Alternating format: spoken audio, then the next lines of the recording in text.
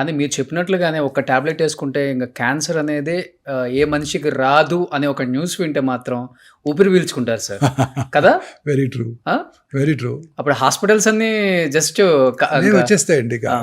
కొత్త కొత్త ప్రాబ్లమ్స్ వస్తున్నాయండి. Again. కొత్త కొత్త ప్రాబ్లమ్స్ వస్తున్నాయి. That's not one cancer, it's a spectrum of disease. ఒక క్యాన్సర్ కాదు, రకరకాల క్యాన్సర్ కణాలు, రకరకాల ప్రవర్తన ఉంటాయన్నమాట. మీరు అన్నట్టు we have to conquer this disease. Exactly. మానవాళికి అత్యంత ముప్పు కలిగిస్తున్న ఈ డిసీజ్. ఇప్పుడు ఉదాహరణకి భారతదేశం యొక్క పాపులేషన్ 1.54 బిలియన్స్ కదండి. చైనా పాపులేషన్ ఎంత అండి? ఒక 400,000 తక్కువ, 1.51 49 బిలియన్.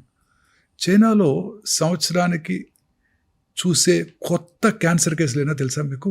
4.5 lakhs నుంచి 5 lakhs వరకు ఉంది. ఏంటి సార్? Oh my god. చైనాలో. What about India? ఇండియాలో మన Indian Council for Medical Research ICMR New Delhi వారి ఎస్టిమేట్ ప్రకారం ఓన్లీ 1.5 మిలియన్. ఓకే. అది ఎలా సాధ్యపడుతుంది? సాధ్యపడదు. మన దేశంలో క్యాన్సర్ ఈజ్ అండర్ రిపోర్టెడ్. అన్ని క్యాన్సర్ కేసుల సంఖ్య మన ప్రభుత్వానికి తెలియజేయబట్టలేదు. మొన్న మధ్యనే తెలంగాణ ప్రభుత్వం వారు క్యాన్సర్ని అందరూ కూడాను ఐడెంటిఫై చేసిన వెంటనే మీరు ఇన్ఫార్మ్ చేయాలి గవర్నమెంట్ కానీ ఒక లెజిస్లేషన్ తీసుకొచ్చారు. చేస్తున్నారు ఇప్పుడు? చేస్తున్నారు. అవేర్నెస్ వచ్చిందా పీపుల్లో? By law we have to do it. Okay. Cancer మీరు ఐడెంటిఫై చేయగానే క్యాన్సర్ రిపోర్ట్ చేయాలి, గవర్నమెంట్కి ఇన్ఫార్మ్ చేయాలి ఈ కొత్త క్యాన్సర్ కేసు డయాగ్నోస్ అయింది, so that they will have statistics. ఇది చాలా ముందు చూపుతో ఉన్న చర్య. ఎందుకంటే ముందు స్టాటిస్టిక్స్ ఉంటే గవర్నమెంట్ తగు చర్యలు తీసుకోగలదు. ఎస్, బ్రెస్ట్ క్యాన్సర్లు ఎక్కువగా ఉన్నాయి, దీన్ని కంటైన్ చేయడానికి ప్రజల్లో మనం ఏం చేయాలి? ఈ పాపులేషన్ నిజామాబాద్ జిల్లాలో ఈ క్యాన్సర్ కేసులు ఎక్కువగా ఉన్నాయి, కారణం ఏమిటి? అలా అనలైజ్ చేసి తగు జాగ్రత్తలు తీసుకోవడానికి అవకాశం ఏర్పడుతుంది. Cancer is a notifiable disease now. ఇది చాలా ఇంపార్టెంట్. సో ఇందాకటి మన ఉదాహరణకు వెళ్దాం. 1.54 బిలియన్ ఉన్నా కూడా 1.5 మిలియన్ క్యాన్సర్సే అంటున్నారు. అన్అఫిషియల్ కదా, గవర్నమెంట్ ఎస్టిమేట్ ప్రకారం. బట్ సైంటిస్టులు, డాక్టర్లు బిలీవ్ చేసేది ఏంటంటే దీనికి 3 రెట్లు ఎక్కువ ఉంటుంది ఇండియాలో అని. అంటే చైనా కన్నా ఎక్కువ ఉంది మన దగ్గర. వాళ్ళు హెల్దీ లైఫ్, మనది అన్హెల్దీ లైఫ్ స్టైల్ కదా, మన తినే ఆహారం అంతా. America population 340 million. అమెరికాలో క్యాన్సర్ కేసుల సంఖ్య 2 మిలియన్, మనకన్నా చాలా ఎక్కువ. ఎలా సాధ్యపడుతుంది? మన ఇండియన్ మిడిల్ క్లాసే 350 మిలియన్. మన ఇండియన్ మిడిల్ క్లాస్ అమెరికా వాళ్ళలాగా థింక్ చేస్తారు, అమెరికా వాళ్ళలాగా ఫ్యాటీ ఫుడ్ తింటారు, అమెరికా వాళ్ళలాగా ఆలోచిస్తుంటారు, అమెరికా వాళ్ళలాగా అన్ని బ్యాడ్ హ్యాబిట్స్ ఉన్నాయి, ఆల్కహాల్, స్మోకింగ్, టొబాకో అన్నీ ఉన్నాయి. మరి మనలో ఎందుకు ఇది తక్కువ ఉంటుంది? Unlikely. So cancer is under reported in our country. ఈ గవర్నమెంట్, మన గవర్నమెంటే ఫస్ట్ ఇంట్రడ్యూస్ చేసింది, తెలంగాణ గవర్నమెంట్. అన్ని గవర్నమెంట్స్ కూడా ఇట్లా నోటిఫైబుల్ డిసీజ్గా మనం కనుక చేసినట్టయితే నెంబర్ ఆఫ్ క్యాన్సర్ పేషెంట్స్ సంఖ్య తెలుస్తుంది కరెక్ట్గా. ఎక్కడెక్కడ లాక్యునా ఉన్నాయి, ఎక్కడెక్కడ ఐడెంటిఫై చేయడానికి ఏం చేయాలి అనేది గవర్నమెంట్కి ఒక ఐడియా వస్తుంది. గవర్నమెంట్ తీసుకునే ప్రతి చర్య కూడా దీని మీదే, డేటా మీదే ఆధారపడి ఉంటుంది. కానీ మీలాంటి డాక్టర్స్ ఎంతమంది మొత్తుకొని చెప్పినా కానీ లైఫ్ స్టైల్ చేంజ్ అయితే అవ్వట్లేదు సార్. ఇవన్నీ ఇవి చాలా ఇంపార్టెంట్. ఇది ప్లాస్టిక్ బాటిల్స్, అవునండి. అండ్ ఇవి కొన్ని మాత్రమే నేను చెప్పింది, ఇంకా ఇలాంటివి ఎన్నెందో. కానీ లైఫ్ స్టైల్లో చేంజ్ రానంత వరకు ఇలాంటి మీరు చెప్పినట్టు 2 మిలియన్ 3, 4, 5 అంటే ఇంకా మీరు ఇండియాలో జనాభా పెరుగుకుంటూ వెళ్ళిపోతుంది, అట్ ది సేమ్ టైం రోగాలు కూడా పెరుగుకుంటూ వెళ్ళిపోతున్నాయి. గుండె జబ్బుల కన్నా కూడా ఎక్కువగా వస్తున్న ఏదైనా రోగం ఉందంటే ఇప్పుడు క్యాన్సర్. అవునండి, టూ మచ్. గుండె జబ్బుల్ని మనం కాంకర్ చేసామండి. స్టెంట్లు వేసేస్తున్నారు మన కార్డియాలజిస్టులు. ఎక్కువ బ్లాక్స్ ఉన్నట్టయితే మన కార్డియాక్ సర్జన్స్ చక్కగా కర్నరీ బైపాస్ చేసేస్తున్నారు, అందరూ సర్వైవ్ అయిపోతున్నారు. ఇప్పుడు గుండె జబ్బు మీద ఎవరికి వరి లేదు, గుండె జబ్బు మీద ఎవరికి ఒక వరి లేదు. క్యాన్సర్తోనే మెయిన్ వరి అండి. నిన్న ఒక పేషెంట్, నాకు బాగా దగ్గర బంధువు కూడా, వారి హస్బెండ్కి క్యాన్సర్ వచ్చింది, లంగ్ క్యాన్సరు. ఒక 9 నెలలు వైద్యం చేయించుకున్నారు, 10వ నెలలో కాలం చేశారు. అప్పుడు ఆవిడ ఒకటే వ్యాఖ్యానించింది, ఇవన్నీ ఎందుకు వచ్చింది, ఒక గుండెపోటు వచ్చి పోయినా బాగుండేదే అని. అయ్యా, 10 నెలలు కష్టపడ్డాము, 10 నెలలు హాస్పిటల్ చుట్టూ తిరిగాము, 10 నెలలు పొడిగించుకున్నామన్న ఆనందం కూడా లేదు. 10 నెలలు కూడా ఏదో ఒక థెరపీ ఇస్తున్నారు, ఆ థెరపీ వల్ల కాంప్లికేషన్స్. ఇది ఒక ఎంటైర్ ఫ్యామిలీకి ఒక మానసిక క్షోభ. పనిచేసే వాళ్ళు అయితే వాళ్ళ ఉద్యోగం పోతుంది, వాళ్ళ వర్క్ ఉండదు, దాంతోపాటు ఫ్యామిలీ మెంబర్స్ అందరూ కూడా మిగతా వర్క్స్ అన్ని మానుకొని ఈ పేషెంట్కి అటెండ్ అవ్వాల్సి ఉంటుంది. కానీ క్యాన్సర్ అంటే మరణ శిక్షలా ఫీల్ అవటమేనా సార్? ఇంకేమైనా బెటర్ ట్రీట్మెంట్స్ ఉన్నాయా? రకరకాల క్యాన్సర్స్కి ఇప్పుడు కొత్త చికిత్సా విధానాలు అందుబాటులోకి వచ్చాయండి. ఆ. ముఖ్యంగా అర్లీగా మనం క్యాన్సర్ని డయాగ్నోస్ చేసినట్టయితే ఖచ్చితంగా క్యూర్ చేయవచ్చు. మీరే చూశారు కదా, చాలామంది ప్రముఖులు అర్లీగా డయాగ్నోస్ చేసుకొని క్యూర్ అయ్యారు. కొంతమంది లేట్ స్టేజ్లో కనుక్కొని కూడా చాలామంది ఇంకా కూడా చక్కగా సర్వైవ్ అవుతున్నారు. అవును. సో కొంతమంది స్టార్లు కూడా ఈ మధ్య బయటకు వచ్చినప్పుడు వాళ్ళు ఓపెన్ అయ్యి చెప్తున్నారు, మేము కూడా స్క్రీనింగ్ అప్పుడు ఫస్ట్ స్టేజ్లో ఉన్నప్పుడు అని తెలుసుకుందాం, ట్రీట్మెంట్ తీసుకుందాము. చాలా వెరీ ఇంట్రెస్టింగ్ ఇదండి అది. చిన్న చిన్న పిల్లలు వాళ్ళంతా. అవును. ఎంత ఉంటుందండి వయసు అమ్మాయికి, సోనాలి బింద్రేకి? When she was diagnose hardly 35. చిన్న యంగ్ లేడీ, జస్ట్ అప్పుడే మ్యారేజ్ అయ్యి ఒక చైల్డ్ కలిగి, కానీ ఎంత ధైర్యంగా అమ్మాయి క్యాన్సర్ని ఫేస్ చేసిందండి. అవును. 2 చేతులు అయితే నమస్కారం పెట్టాలనిపిస్తుంది. మీరే సర్జరీ చేశారా సార్? లేదు. ఆమె ఇప్పటికీ కూడా క్యాన్సర్ని క్యూర్ అయ్యి చక్కగా టీవీ ముందు కూర్చొని మన అందరినీ ఎంటర్టైన్ చేస్తున్నారు. ఎంత ధైర్యం ఉండాలండి. ఆమె కాదు, మనీషా కొయిరాలా, చాలామంది మన సామాన్య ప్రజల క్యాన్సర్ వచ్చింది, నాకు జుట్టు ఊడిపోద్దా, మా పక్కింటాలో తెలుస్తుంది, మా ఎదురింటాలో తెలుస్తుంది, మా అబ్బాయికి తెలుస్తుంది, మా అబ్బాయి అమెరికాలో ఉన్నాడు, వాడు బాధపడతాడు, ఇట్లా రకరకాలుగా ఫీల్ అవుతుంటారు. బట్ ఎంత పర్సెంట్ ఆఫ్ రేషియో ఉంది సార్? అంటే మీరు అన్నారు కదా, ఒక సోనాలి బింద్రే గారిని, ఒక మనీషా కొయిరాలా గారిని ఎగ్జాంపుల్గా తీసుకున్నారు. డెఫినెట్గా అంటే వాళ్ళు ఎన్ని కోట్లైనా కానీ మేము భరిస్తాం, ప్రాబ్లం ఏం లేదు. అవసరమైతే ఇప్పుడు ఏమైందంటే సార్, ఇంతకు ముందు క్యాన్సర్ వచ్చింది అంటే బెటర్ ట్రీట్మెంట్ కోసం విదేశాలకు వెళ్ళిపోయేవాళ్ళు. ఇప్పుడు అలాంటి విదేశాల్లో దొరికే ట్రీట్మెంట్ మన ఇండియాలో, మన హైదరాబాద్ లో కూడా ఉంది కదా? అవునండి, హైదరాబాద్లో అందుబాటులో ఉంది, మన కరీంనగర్లో అందుబాటులో ఉంది, గుడివాడలో కూడా అందుబాటులో ఉంది. ఇప్పుడు అన్ని రకాల మందులు భారతదేశంలో మనకి అన్ని చక్కగా అన్ని అందుబాటులో ఉన్నాయి. ఓకే. అన్ని కొన్ని రకాల మెడిసిన్స్, ఉదాహరణకి పేటెంటెడ్ మాలిక్యూల్స్, అంటే ఈ మధ్య కనుగొనబడినవి. మన గవర్నమెంట్, ఇండియన్ యూనియన్, మనం we are signatory to the GATT treaty. అంటే ఏంటంటే international intellectual property rights. So ఒక మెడిసిన్ కొత్తగా కనుగొనబడింది అనుకోండి, అది మన దేశంలో తయారు చేయలేము 10 ఏళ్ల పాటో 15 ఏళ్ల పాటో, వాళ్ళ పేటెంట్ లాస్ ఉన్నంత వరకు. సో అప్పటి వరకు ఆ మెడిసిన్ కొంచెం ఎక్స్పెన్సివ్గా ఉంటుంది. ఎందుకంటే వాళ్ళు ఇన్నోవేటర్ మాలిక్యూల్ వాళ్ళు యూకే నుంచో, యూఎస్ నుంచో, స్విట్జర్లాండ్ నుంచో ఇంపోర్ట్ చేసుకొని మన దేశంలో అమ్ముతుంటారు. సో వాళ్ళ ప్రైస్ని వాళ్ళు పెట్టుకోగలరు, ఎందుకంటే they spend a lot of money, huge money, billions of dollars and research చేసి, క్లినికల్ ట్రయల్స్ చేసి ఆ మందు మన దగ్గరికి తీసుకొచ్చి అది యూస్ఫుల్గా ఉండేటట్టు చేయడానికి కొన్ని వందల కోట్ల రూపాయలు ఖర్చు పెట్టారు. సో అందుకని పేటెంట్ లాస్ అని ఉన్నాయి. ఆ పేటెంట్ లాస్ ఎక్స్పైర్ అయ్యే వరకు ఆ మెడిసిన్ మనం తయారు చేయకూడదు. అప్పటి వరకు ఆ మెడిసిన్ కొంచెం ఎక్స్పెన్సివ్గా ఉంటుంది ఇండియాలో. కానీ భరించలేనంత ఖర్చు కదా సార్ కాన్సెప్ట్ ట్రీట్మెంట్కి. మరి మిడిల్ క్లాస్ వాళ్ళు, అబవ్ మిడిల్ క్లాస్ వాళ్ళు కూడా తట్టుకోలేని రేంజ్కి వెళ్ళిపోయింది కదా. అలాంటి మాలిక్యూల్సే ఎక్స్పెన్సివ్, మిగతావన్నీ తక్కువ ఖర్చులో జరుగుతున్నాయి. తక్కువ ఖర్చు అంటే మిగతా వాళ్ళు కూడా 2-3 ఎకరాలు అమ్ముకుంటే కానీ క్యాన్సర్ని జయించే వాళ్ళు ఎంతమంది ఉన్నారు? గుడ్ క్వశ్చన్ అండి, గుడ్ క్వశ్చన్. ఇప్పుడు భారతదేశంలో ముఖ్యంగా way back in 2004 Shri doctor Rajasekhara Reddy గారు అప్పుడు ఆరోగ్యశ్రీ అనే స్కీమ్ పెట్టారు. ఫస్ట్ థింగ్ ఆయన కవర్ చేసింది క్యాన్సరే. ఓకే.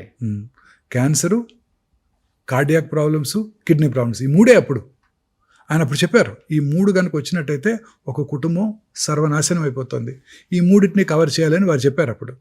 సో అది సక్సెసివ్ గవర్నమెంట్స్ కంటిన్యూ చేస్తున్నాయి. ఇప్పుడు మనకి ఇక్కడ తెలంగాణలోను, ఆంధ్రాలో కూడా ఆరోగ్యశ్రీ, అలాగే central government scheme Ayushman Bharat, ఇది కూడా మన ఆరోగ్యశ్రీ నుంచే అది డిరైవ్ అయింది. ఫస్ట్ ఆయనే ఆ బ్రెయిన్ వేవ్ వచ్చింది ఆయనకే, రాజశేఖర రెడ్డి గారికి. ఇలా చేయవచ్చు అనే ఒక బ్రెయిన్ వేవ్ వచ్చింది ఆయనకే. అద్భుతమైన డాక్టర్ ఆయన. సో రోజు ఆయన చూస్తూ ఉన్నారంట. అప్పుడు ఒక సీనియర్ ఐఏఎస్ ఆఫీసర్ చెప్పారు నాకు, ఆయన ఆ ఆఫీసర్ గారిని రోజు రమ్మన్నారంట ఆయనతో పాటు. దేనికి? ఆయన పొద్దున్న 6 గంటలకల్లా చక్కగా స్నానం చేసి పంచె కట్టుకొని రెడీ అయిపోయి ప్రజల దగ్గర నుంచి విజ్ఞప్తులు స్వీకరిస్తారంట. ఆయన 100 మంది వచ్చి విజ్ఞప్తులు ఇస్తారంట.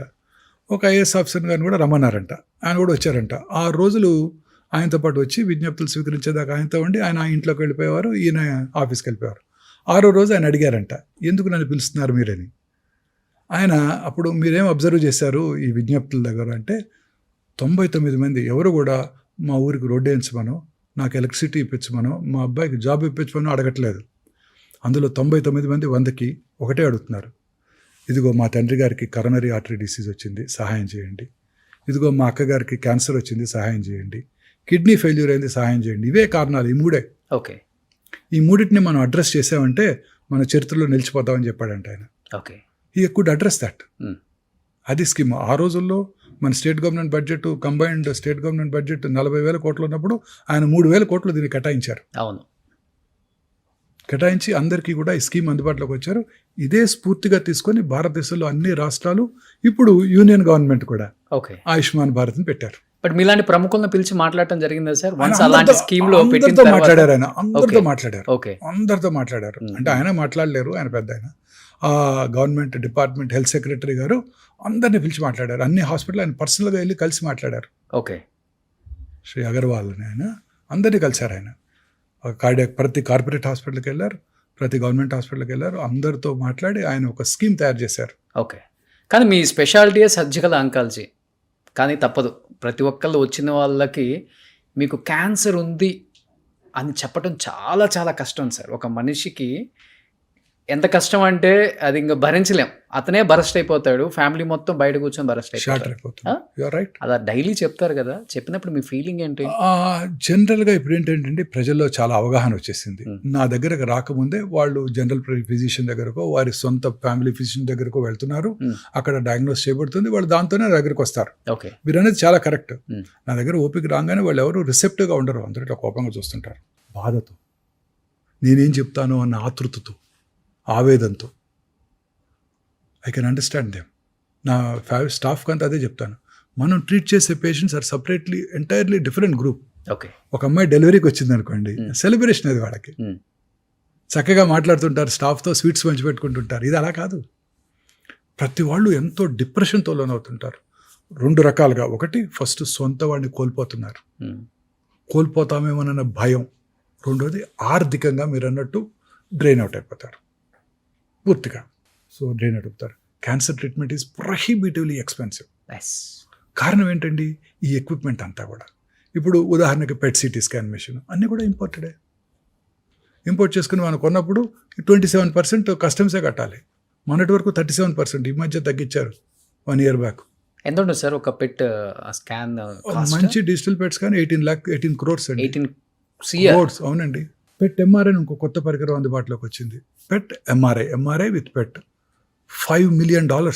అన్నిటికీ మళ్ళీ మన గవర్నమెంట్కి మనం కస్టమ్స్ కట్టాలి 27%. మొన్నటి వరకు 37%. ఇండియాలో తయారవుతున్నట్టయితే వాటిని కొనకుండా మీరు ఇంపోర్ట్ చేసుకుంటే కస్టమ్స్ కట్టమంటే న్యాయం.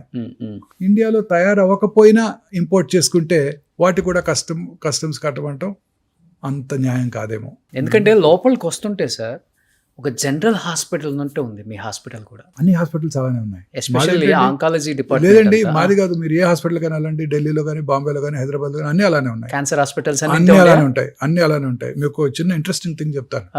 నేను ఇండో అమెరికన్ క్యాన్సర్ హాస్పిటల్, ఇప్పుడు బసవతారక హాస్పిటల్, అప్పుడు నేను జాయిన్ అయిన రోజు అక్కడ జాయిన్ అయ్యాను 2002లో, అంటే కరెక్ట్గా 24 సంవత్సరాల క్రితం. అదొక్కటే ప్రైవేట్ క్యాన్సర్ హాస్పిటల్ ఆ రోజు. ఓకే. అంటే 2 decades బ్యాక్.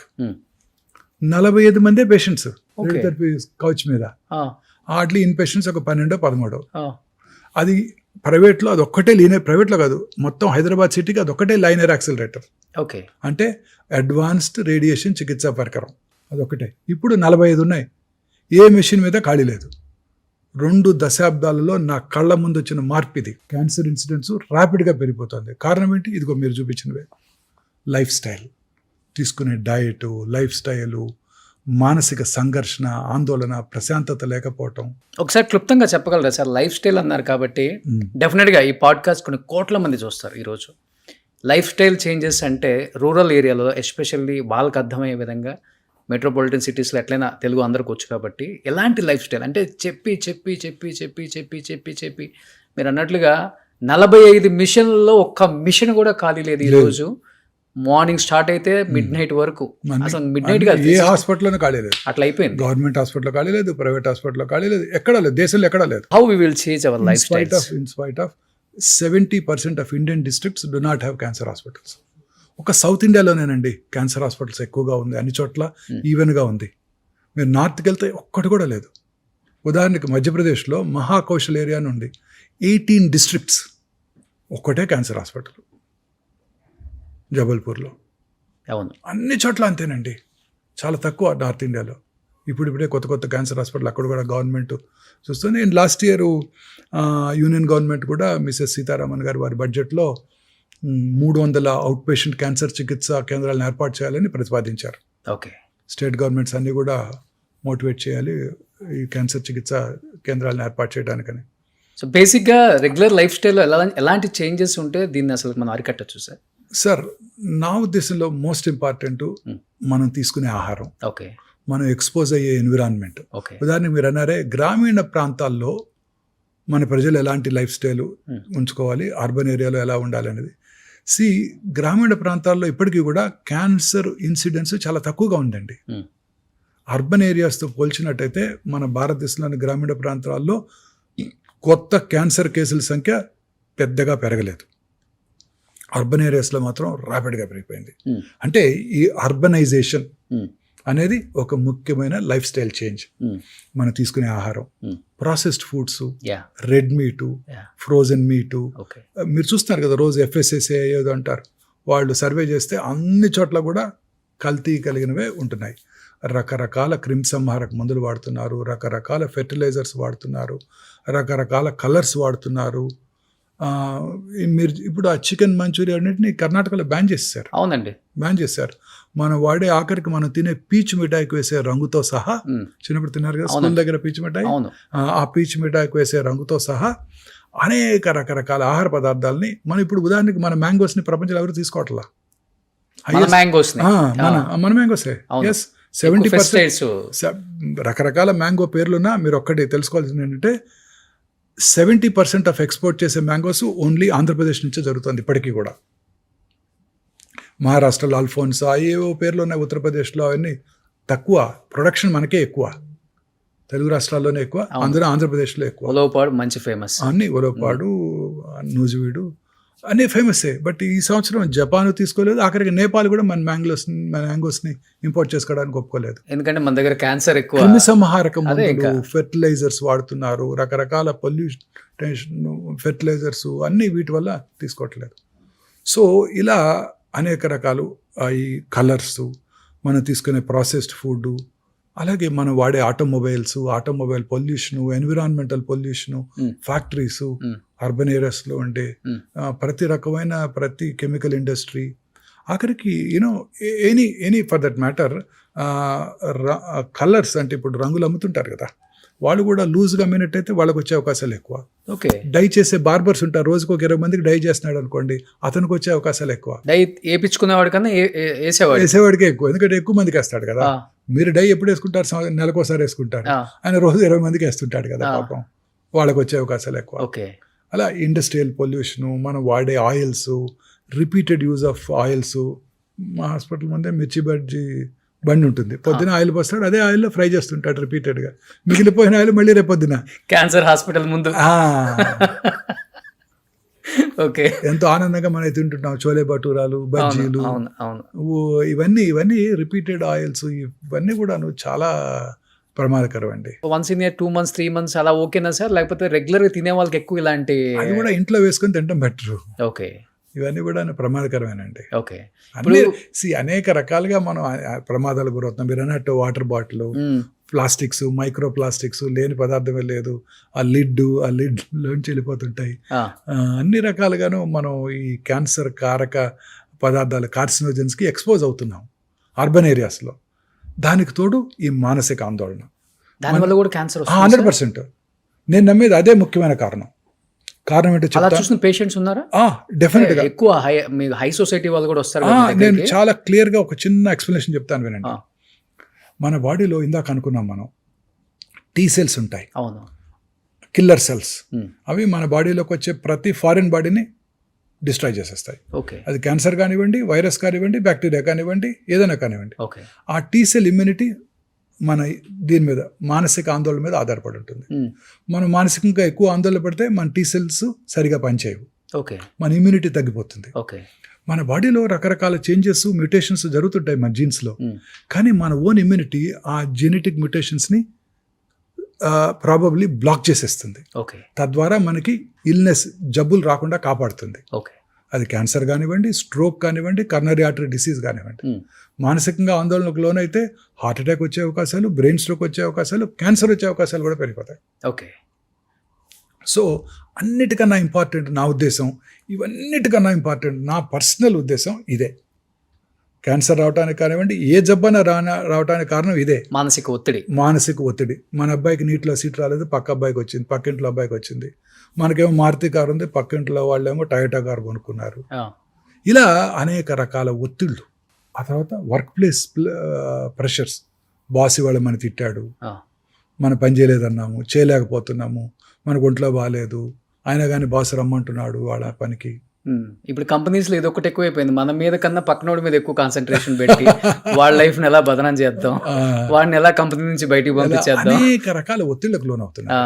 పూర్వకాలంలో ఇవన్నీ ఉండేవి కాదు. సంతోషం సగం బలం అన్నారు పెద్దలు, కానీ సంతోషం పూర్తి బలం అంటాను నేను. సంతోషం పూర్తి బలం. ఈ అనేక రకాల ఒత్తిళ్ళు. ఇంతకుముందు చక్కగా విలేజెస్లో దగ్గర వాళ్ళే మ్యారేజ్ చేసుకునేవాళ్ళు, వాళ్ళే హ్యాపీగా 5 రోజులు సెలబ్రేట్ చేసుకునేవాళ్ళు, వాళ్ళ ఇంట్లో పండించుకున్న కూరగాయలే తినేవాళ్ళు, వాళ్ళే షర్ట్ లేకుండా వెళ్ళి ఆ కూరగాయల పాదులు దువ్వి వాటర్ పోసి దాన్ని చక్కగా డెవలప్ చేసేవారు, పొలానికి వెళ్ళేవాళ్ళు, పని చేసుకునేవాళ్ళు, ఎండకి ఎక్స్పోజ్ అయ్యేవారు, విటమిన్ డి ఉండేది, ఇమ్యూనిటీ బాగుండేది, మానసిక ఆందోళన తక్కువగా ఉండేవి. వాళ్ళ గేదెల పాలు పిండుకొని తాగేవాళ్ళు. ఇప్పుడు రకరకాల ఆక్సిటోసిన్, పాలు తాగాలంటే భయంగా ఉంది. నిజంగా నేను వెజిటేరియన్గా మారాను 30 ఏళ్ళ క్రితం. చాలా రోజులుగా ఒక ఫ్రెండ్ నాకు ఒక అమ్మాయి చెప్పింది, ఆమె వీగన్ అయిపోయింది. ఎందుకు అయిపోయావు వీగన్ అన్నాను. నేను కూడా ఒక 3 సంవత్సరాలు ట్రై చేశాను మధ్యలో. వీగన్ ఎందుకంటే వాళ్ళు ఎలా తీస్తారో తెలుసా నీకు పాలు అని అడిగింది. తెలియదన్నా. వాటికి మెషిన్స్ పెట్టేస్తారు.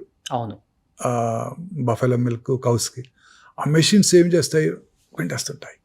వాటితో పాటు బ్లడ్ వస్తుంటుంది, బ్లడ్ వస్తుంది, పుళ్ళు పడతాయి, చీమ్ పడుతుంది. వాడు పొద్దున్నే మళ్ళీ ఫిక్స్ చేస్తాడు, పిండేస్తాడు. అవన్నీ నీ పాల్లోకి వస్తున్నాయి, నీకు తాగుబోద్దు అవుదా అని అడుగుతుంది అమ్మాయి. అబ్బా, అది తిన్నప్పుడు నాకు పెరుగు తింటుంటే ఒక స్పూన్ తినంగానే భయంగా ఉంది, బాధగా ఉంది. 3-4 రోజులుగా అసలు తినలేకపోతున్నాను పర్సనల్గా.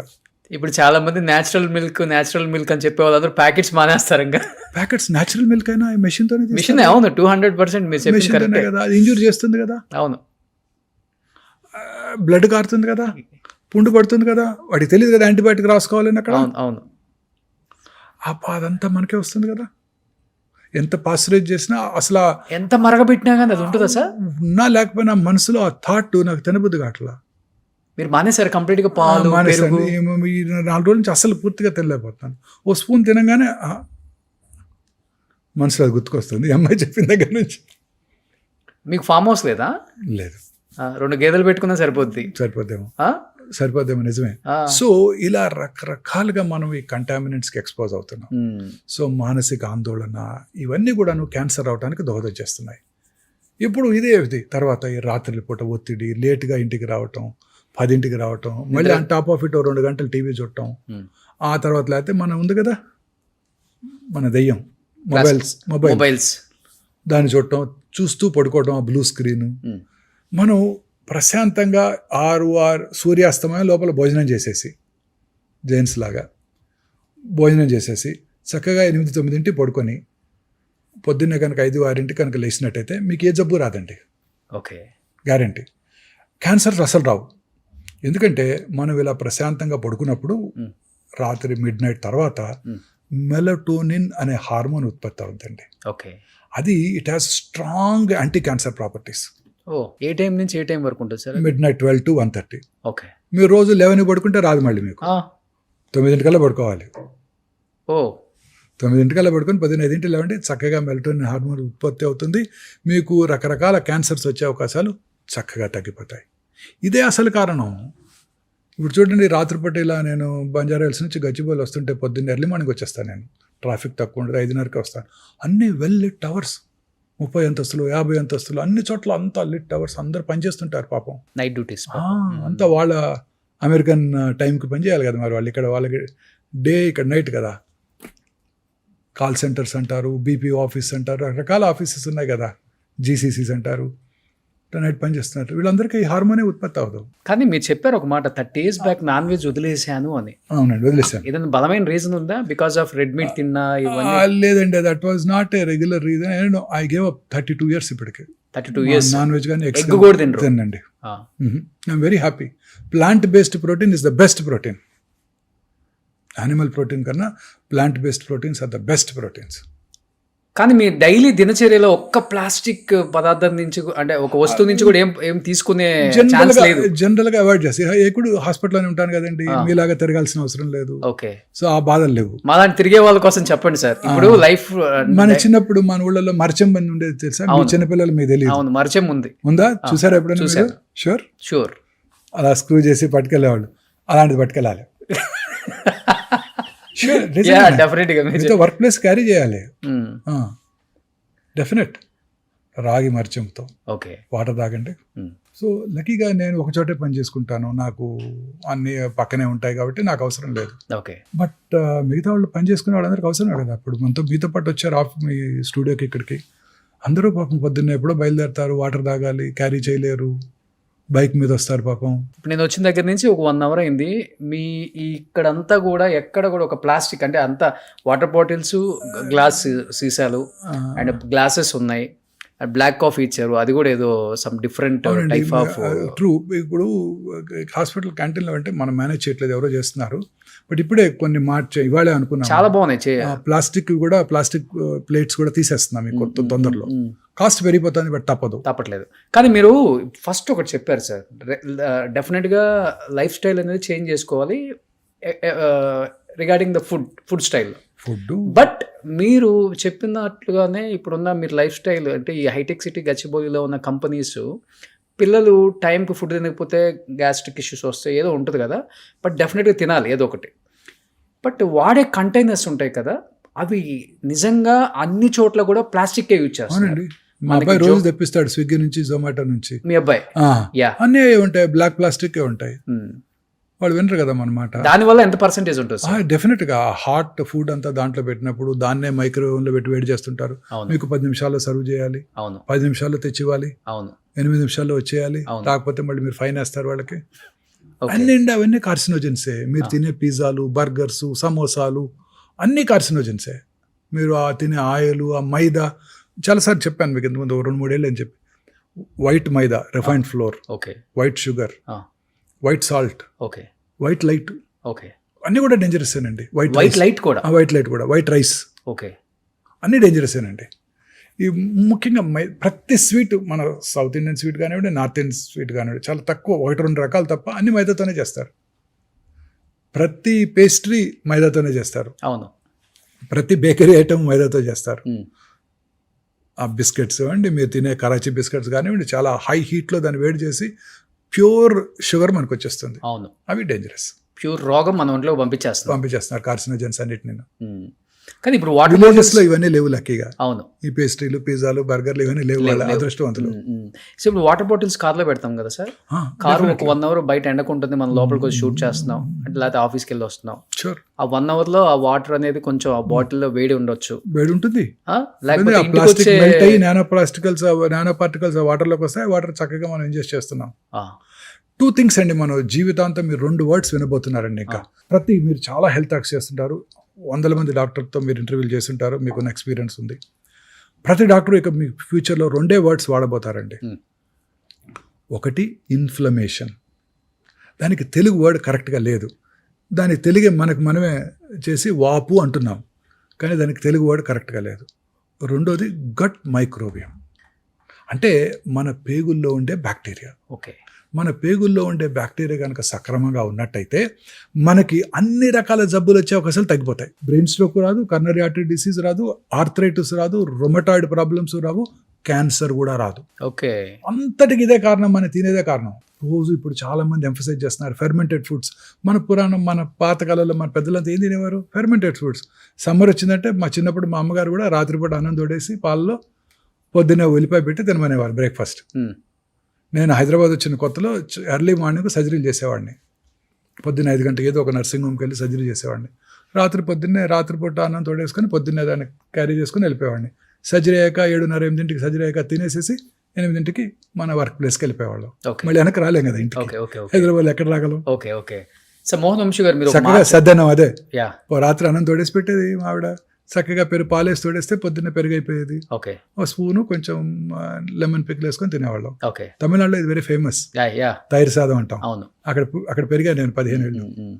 ఇప్పుడు మీరు ఒకటి చెప్పారు, ఫస్ట్ లైఫ్ స్టైల్లో చేంజెస్, ఇంకొకటి ఫుడ్ డెఫినెట్ గా ప్లాస్టిక్ లో గట్ మైక్రోవేవ్ ఆపలేము. Gut microwave. రెండో వర్డ్ ఇన్ఫ్లమేషన్.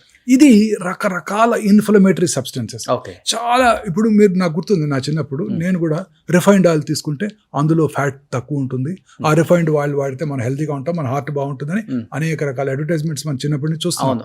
మీ చిన్నప్పుడు కూడా చూసారు ఇవన్నీ టీవీలో రోజు. Sunflower oil, refined sunflower oil clear గా ఉంటుంది ఆయిల్ చూపించేవాళ్ళు, కానీ అవన్నీ కూడా ఇన్ఫ్లమేషన్ కలిగిస్తాయి. బట్ ఎలాంటి ఆయిల్స్ వాడితే మంచిది అంటారు? మన ఇప్పుడు చెప్తున్నారు కదా మన కార్డియాలజిస్ట్ గానుగ నూనె. ఓకే. ఇప్పుడు ఏమంటారు దాన్ని, అన్ని రకరకాల కోల్డ్ ప్రెస్డ్ ఆయిల్స్ అని అడ్వర్టైజ్మెంట్ చేస్తున్నారే గూగుల్లో రోజు, అది they don't cause inflammation. Inflammatory substances ప్రతి మనం తినే ఆహారం అంతా కూడా ఇన్ఫ్లమేషనే. నాకు ఇంకా గుర్తుంది, ఒక 10 ఏళ్ల క్రితం ఒక లెక్చర్కి వెళ్ళాను. నేను లెక్చర్ ఇవ్వడానికి వెళ్ళాను అమలాపురం. వెళ్తే అక్కడ ఒక పీడియాట్రిషియన్ ఆయిల్స్ గురించి ఆయన లెక్చర్ ఇస్తూ కెనాలో ఆయిల్ వాడండి అని చెప్పారు. ఓకే. అందులో అంతా కూడా omega-3 ఫ్యాటీ యాసిడ్స్ ఉంటాయి, they are very useful for you అన్నాడు. ఇంకొక 3 ఏళ్ళ తర్వాత చూస్తే canola oil is a poison అన్నారు. ఏంటంటే అది purely refined oil, okay, inflammation కలిగిస్తుంది. సో మనం ఎప్పుడైతే నేచర్తో ఫైట్ చేస్తున్నామో, నేచర్ ఏంటి చక్కగా మంచి ఆయిల్స్ ఇస్తుంది, మనం దాన్ని రిఫైన్ చేసి తీసుకుంటున్నాం, అది పాయిజన్. నేచర్తో ఫైట్ చేస్తున్నాం, మన బాడీని మనం ఫైట్ చేస్తాం నేచర్తో. పొద్దున్నే ఎండకి ఎక్స్పోజ్ అవ్వాలి, పొద్దున్నే లేవాలి. పొద్దున్నే 10 గంటల లేవటం కాదు, పొద్దున్నే లేవాలి. ఎర్లీ మార్నింగ్ 6 గంటలకు లేస్తాను సార్. నేను కరెక్ట్గా ఎవ్రీడే మార్నింగ్ 5కి లేస్తాను. 6 గంటలకు లేచి 7 కిలోమీటర్లు వాక్ చేస్తాను. వెరీ గుడ్, మంచిది. పొద్దున్న లేచి సూర్య నమస్కారాలు చేయండి. అలాంటి సూర్య నమస్కారాలు అంటే ఏమిటి? Exposing your self to sunlight. మన పెద్దలు ఏది చేసినా మన మంచి కోసమే చేశారు. గాయత్రి మంత్రం చదవమన్నారు పొద్దున్నే సూర్యుని చూస్తూ. ఎందుకు? అలా అన్న ఎక్స్పోజ్ అవుతామని. మంత్రం అనేది ఏది కాదు, అందులో మంత్రం అంతా కూడా ఇదే ఉంటుంది, ఆ మంత్రం యొక్క అర్థం కూడా అదే. బట్ బాడీ ఇచ్చే సిగ్నల్ ఏంటి సార్? క్యాన్సర్ వచ్చింది నీకు అనే దానికి సిగ్నల్ ఏమిస్తుంది అసలు బాడీ? బేసికలీ వచ్చిన లొకేషన్ బట్టి మారిపోతుంటుంది. ఉదాహరణ, కొన్ని రకాల క్యాన్సర్స్ సిమ్టమ్సే ఉండవు. Let's silent killers, ovarian cancer ఏమి సిమ్టమ్స్ ఉండవు, పొట్టలో పెరుగుతుంటుంది, సిమ్టమే కలగదు, బాగా ఉబ్బిపోయి వచ్చినాకే డాక్టర్ దగ్గరికి వస్తుంటారు. లావు అవుతున్నాను, కొంతమంది ఎక్సర్సైజ్ కూడా చేస్తుంటారు, పొట్ట పెరుగుతుందని, లోపల క్యాన్సర్ ఉందని తెలియదు. సో చాలా సార్లు ఇది ఎసిమ్టమాటిక్. ఓకే. కానీ మన బాడీలో ఎక్కడైనా మానని పుండు ఉందనుకోండి, నాలుగు మీద కానివ్వండి, ఎక్కడైనా ముక్కులో కానివ్వండి, ఎక్కడైనా కానీ మానని పుండు చిన్నదైనా ఏ పుండు వచ్చినా తగ్గిపోవాలి, కొన్నాళ్ళలో 5-6 రోజుల్లో తగ్గిపోవాలి. తగ్గకుండా అలానే పెరుగుతోంది, నొప్పి లేదు అంటే ప్రమాదకరం. పెరుగుతున్న గడ్డ ఎక్కడైనా కానీ, సాఫ్ట్ టిష్యూ ట్యూమరు, పొట్ట ఇక్కడ కానీ, బ్రెస్ట్లో కానీ, ఎక్కడైనా కానీ పెరుగుతున్న గడ్డ క్రమం తప్పకుండా పెరుగుతోంది. సైజ్ అలానే ఉంటే డేంజర్ కాకపోవచ్చు. సో మీరు చెప్పినట్లుగా చిన్న చిన్న పుండు ఎక్కడన్నా ఉండి యాంటీబయాటిక్ వేసుకొని తగ్గితే ఓకే, తగ్గకపోయిందంటే డాక్టర్ దగ్గరికి వెళ్ళి చూపించుకోవాలి. ఓకే. సో ఇది సిగ్నల్.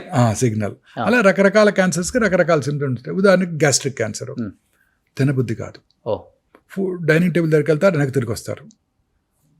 రోజు పొద్దున్నే మీరు 4 ఇడ్లీలు తింటున్నారు, 2 ఇడ్లీలు తినగానే పొట్ట ఫుల్ అయినట్టు ఉంటుంది, అది అర్లీ గాస్ట్రిక్ క్యాన్సర్కి సిగ్నల్ కావచ్చు. ఓకే. బట్ సార్ ఇప్పుడు స్క్రీనింగ్ చాలా ఇంపార్టెంట్. ఏ ఏజ్లో స్క్రీనింగ్ చేయించుకుంటే మంచిది సార్? అండ్ ఆడవాళ్ళు చేయించుకోవాల్సిన టెస్ట్లు ఏంటి, మగవాళ్ళు చేయించుకోవాల్సిన క్యాన్సర్ టెస్ట్లు ఏంటి? అసలు క్వైట్ కాంట్రవర్షియల్ ఇది స్క్రీనింగ్ అనేది. స్క్రీనింగ్ వల్ల డెఫినెట్లీ బెనిఫిషియల్గా ఉంటుంది. ఉదాహరణకు మగవాళ్ళలో జనరల్గా 50 ఏళ్ళు వచ్చాక PSA అనే ఒక సింపుల్ బ్లడ్ టెస్ట్ చేయించుకుంటే మనం ప్రాస్టేట్ క్యాన్సర్ని గుర్తించగలుగుతాం. ఓకే. అంతే తప్ప మిగతా క్యాన్సర్స్ని గుర్తించడానికి మనకి మార్గాలు లేవు. మొన్న మధ్యనే మిస్టర్ బిల్ గేట్స్ మన జెరోదా CEO నిఖిల్ కామత్తో ఒక ఇంటర్వ్యూ చేశారు, పాడ్కాస్ట్ చేశారు. ఆయన నిఖిల్ కామత్ గారు ఎలాన్ మస్క్తో చేశారు, మిస్టర్ మోడీ గారితో కూడా చేశారు.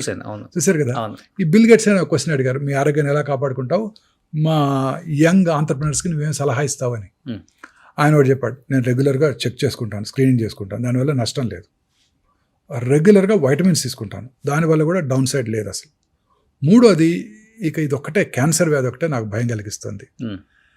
దీన్ని పట్టుకోవడానికి ముందుగానే ఒక జెనెటిక్ టెస్టింగ్ చేయించుకుంటున్నాను నేను. ఆ టెస్ట్ అమెరికాలో ఇన్సూరెన్స్ కంపెనీలు కవర్ చేస్తున్నాయి, అన్ఫార్చునేట్లీ ఇండియాలో కవర్ చేయట్లేదు. ఆ టెస్ట్ కనుక చేయించుకుంటే ఈ ట్రెడిషనల్ డయాగ్నోస్టిక్ టెస్ట్ పట్టుకోవడానికి way before you will diagnose this test అని వారు చెప్పడం జరిగింది.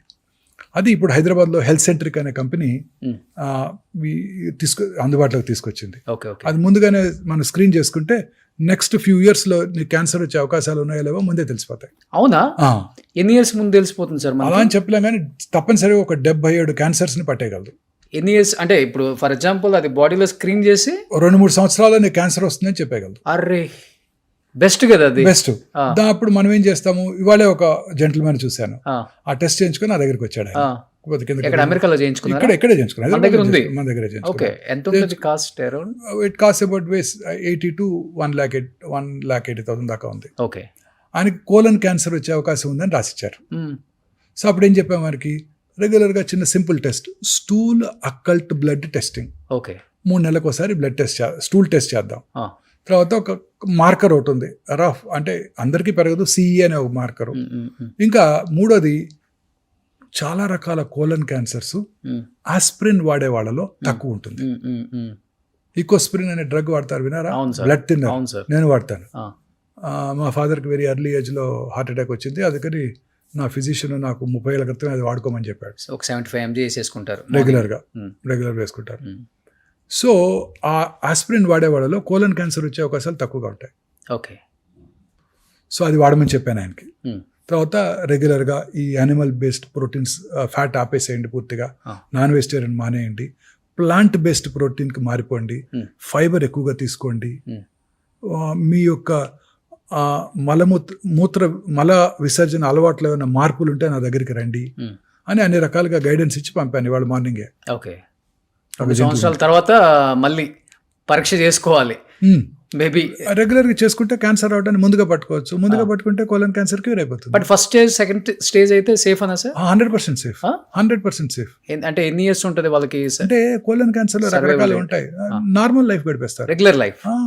ఓకే, రెగ్యులర్ లైఫ్ గడిపేస్తారు. 3 ఏళ్ళకి ఒకసారి కొలనోస్కోపీ చేద్దామని చెప్పాను. ఒకవేళ ఫీకల్ అక్కల్ బ్లడ్ టెస్ట్ అంటే ఫీకల్ మ్యాటర్లో ఏదైనా బ్లడ్ కనుక కనిపించినట్టయితే ముందుగానే చేస్తాం కొలనోస్కోపీ. ఓకే. అలా రకరకాలుగా మనం టెస్టులు చేసుకోవచ్చు. 4th స్టేజ్కి వచ్చి మళ్ళీ ఇప్పుడు regular as usual life style lead చేస్తున్న వాళ్ళు మీ పేషెంట్స్ ఎవరైనా ఉన్నారా? కొన్ని రకాల 4th స్టేజ్ క్యాన్సర్స్ క్యూర్ అయిపోతాయండి. ఉదాహరణకు మీరు విన్న famous person Lance Armstrong, cyclist. అవును sir. Testicular cancer with brain mets. అవును. ఇప్పటికీ బ్రతికే ఉన్నారు. వరల్డ్ సైక్లింగ్ ఛాంపియన్షిప్ 6 సంవత్సరాలు గెలిచాడు ఆయన. అవును.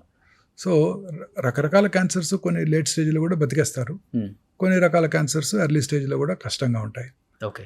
సో ఇప్పుడు బట్ చాలా రకాల క్యాన్సర్స్ కూడా 4th స్టేజ్లో కూడా ఈ టార్గెటెడ్ థెరపీస్, ఇమ్యూనోథెరపీస్తో చాలా కాలం బతికేస్తున్నారు.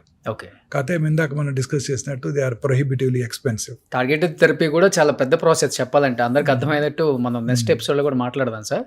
బట్ ఇప్పుడు చిన్న పిల్లలకు కూడా క్యాన్సర్ ఎక్కువైపోయింది సార్, 1 or 2 years. అలాంటి వాళ్ళని ట్రీట్ చేస్తున్నప్పుడు యాజ్ ఎ డాక్టర్గా పక్కన పెడితే యాజ్ ఎ ఫాదర్, మీరు కూడా గ్రాండ్ ఫాదర్, ఏమనిపిస్తుంటుంది? ఏడ్చిన సందర్భాలు ఉన్నాయా మీ లైఫ్లో? అయ్యా, డెఫినెట్లీ అండి. పిల్లలు చూసినప్పుడు డెఫినెట్గా. మిగతా డిసీజెస్కి క్యాన్సర్కి కొంచెం తేడా ఉందండి. మిగతా డిసీజ్ మీరు కోలిసిస్టేట్ మీకు ఆపరేట్ చేస్తే మళ్ళీ మీకు కనపడ్డావు. కర్నరీ బైపాస్ చేసామనుకోండి, ఆ పేషెంట్ మళ్ళీ మీ దగ్గరికి రాడు, ఇంటి దగ్గర ఉన్న కార్డియాలజిస్ట్ చూపించుకుంటూ ఉంటాడు, లేకపోతే తన కార్డియాలజిస్ట్ చూపించుకుంటుంటాడు. మా డిసీజ్ అలా కాదు, మాతో పాటే ఉంటారు, వస్తూనే ఉంటారు. పాపం క్యాన్సర్తో ప్రాబ్లం ఏంటంటే ట్రీట్మెంట్ ప్రొలాంగ్డే, కానీ ట్రీట్మెంట్ కన్నా ఫాలో అప్ మోర్ ఇంపార్టెంట్. ప్రతి పేషెంట్ కూడా రెగ్యులర్గా చెకప్కి రావాలి. ఎందుకు? కొత్త క్యాన్సర్స్ వచ్చే అవకాశాలు ఎక్కువ ఉంటాయి. ఇప్పుడు ఉదాహరణకి ఓరల్ క్యావిటీలో రైట్ సైడ్ చీక్ మీద క్యాన్సర్ వచ్చింది అనుకోండి, అదే ఇండివిజువల్కి లెఫ్ట్ సైడ్ చీక్ మీద వచ్చే అవకాశాలు 5 రెట్లు ఎక్కువ. ఓకే. ఏవైతే కారణాలు ఇక్కడ క్యాన్సర్ కలిగించాయో ఆ కారణాలు ఇక్కడ కూడా పనిచేస్తున్నాయిగా. సో పేషెంట్స్ పాత క్యాన్సర్ తిరిగి రావటం మాట అటుంచండి, కొత్తది రావటాన్ని కూడా పట్టుకోవాలిగా. ఛాన్స్ ఉందా సార్? ఉంటుంది. అదే పేషెంట్కి ఇదే ఉదాహరణ చెప్తాను నేను. మీ ఏ ఊరి నుంచి వచ్చారని అడుగుతారు. రామగుండం అని అనుకోండి. రామగుండం దేని ఫేమస్? బొగ్గు. రామగుండంలో బొగ్గు దొరికితే పక్కనున్న గోదావరి కానీ, మంచిర్యాల, బెల్లంపల్లి, పెద్దపల్లి, రామకృష్ణాపూర్లో కూడా బొగ్గు దొరుకుద్ది. అంతే, ఒక చోట వస్తే ఇక్కడ కూడా వస్తుంటుంది. ఇట్లా చూపిస్తాను. రామగుండంలో బొగ్గు దొరికితే బెల్లంపల్లి, మంచిర్యాల, పెద్దపల్లి, గోదావరి కల్లో కూడా బొగ్గు దొరుకుద్ది. సో ఇక్కడ వచ్చే అవకాశాలు ఉంటాయి. ఎందుకంటే బొగ్గుల మీద కూడా చికెన్ బాగా డీప్ ఫ్రై చేసి తినే వాళ్ళు కూడా ఉన్నారు కదా. అంటే జస్ట్ ఉదాహరణ. ఇంకో ఎక్కడ ఏ ఏరియా లేకపోతే ఇక్కడ మీ ఇంట్లో బోర్ వేస్తే వాటర్ పడింది అనుకో, పక్కింట్లో పడుతుంది, ఆపోజిట్ ఇంట్లో పడుతుంది, ఎదురింట్లో కూడా పడుతుంది, పక్క బజార్లో కూడా పడుతుంది. అంతే కదా ఆ ఏరియా అంతా. సో అందుకని రెగ్యులర్గా చెకప్ రావాలి. So follow up is very important. అందువల్ల మాకు బాగా దగ్గర అవుతారు మా పేషెంట్స్. అవును, ప్రతి పేషెంట్ నాకు గుర్తుంటారు, వాళ్ళ పిల్లలు కూడా గుర్తుంటారు. అన్ని రకాల హాస్పిటల్స్ అన్నీ గుర్తుపెట్టుకోవో తెలియదు, కానీ ఒమేగా హాస్పిటల్ని గుర్తుపెట్టుకుంటారు, ఒమేగా మోహన్ వంశీ గారిని కూడా గుర్తుపెట్టుకుంటారు. ఎస్పెషల్లీ ఆంకాలజీ క్యాన్సర్ అంటేనే గుర్తొచ్చే పేరు హైదరాబాద్లో, తెలంగాణ, ఆంధ్రప్రదేశ్లో మోహన్ వంశీ గారు. థ్యాంక్స్ అండి. ఎందుకంటే అంత దగ్గరే పేషెంట్స్ మీకు. అంటే మాకు ఏదైనా వస్తే ఆయన దగ్గరికి వెళ్ళిపోతే మాకు క్యూర్ అవుతుంది, ఇంకా కొన్ని సంవత్సరాలు సర్వైవల్ అవ్వచ్చు, హోప్ ఉంది మా బతుకు మీద, డబ్బులు పోయినా పర్వాలేదు, ఆయన అయితే బెస్ట్ అని first choice, second choice, third choice, ఇన్ని ఒపీనియన్స్ ఉండవు, ఒకటే ఒపీనియన్ మోహన్ వంశీ గారు. థ్యాంక్స్. గ్రేట్ కదా అది. ఎంతమందికి వస్తుంది? కొన్ని కోట్లలో ఒకరికి మీకు వచ్చింది. బట్ ఎన్నో ప్రాణాలు నిలబెట్టారు, ఎంతో మందిని తెలియక స్టేజ్ దాటిపోయి మీ చేతుల్లో చనిపోయిన పేషెంట్స్ కూడా ఎంతోమంది ఉంటారు. కానీ అత్యంత డేంజర్ క్యాన్సర్ ఏంటి సార్? లాస్ట్ అండ్ ఫైనల్గా చెప్పండి, ఎన్ని రకాల క్యాన్సర్స్ ఉన్నాయి ఓవరాల్గా? అంటే మెయిన్లీ క్యాన్సర్స్ ఆర్ 2 types అండి. Carcinoma, sarcoma. కార్సినోమాస్ అంటే ఎపిథీలియల్ టిష్యూలో వచ్చేవి, సార్కోమాస్ అంటే సాఫ్ట్ టిష్యూలో వచ్చేవి. ఇవి కాక మూడోది హిమటలాజికల్ అంటే బ్లడ్ క్యాన్సర్స్. బ్లడ్ క్యాన్సర్స్ కొంతవరకు డేంజరస్గానే ఉంటాయి, ఎస్పెషల్లీ అడల్ట్స్లో వచ్చేవి. పిల్లల్లో వచ్చే బ్లడ్ క్యాన్సర్స్ క్యూర్ అవుతాయి. ఇక బ్రెయిన్ ట్యూమర్స్ జనరల్గా హై గ్రేడ్ ట్యూమర్స్ ఎక్కువ కాలం సర్వైవ్ అవ్వరు. కొన్ని రకాల బ్లడ్ క్యాన్సర్స్ కూడా సర్వైవ్ అయ్యే అవకాశాలు తక్కువ ఉంటాయి. బట్ ఇప్పుడు కొత్త మెడిసిన్స్ చాలా వస్తున్నాయండి. ప్రాబ్లీ ఐఎమ్ షూర్ ఇంకో 10 yearsలో మనం ఈ క్యాన్సర్కి ముందు కనుక్కుంటారేమో మన సైంటిస్టులు అనిపిస్తుంది. క్యాన్సర్ జయించవచ్చు ఒక టాబ్లెట్తో. టాబ్లెట్స్ కానివ్వండి, ఇంజెక్షన్స్ కానివ్వండి, ఇమ్యూనోథెరపీ కానివ్వండి.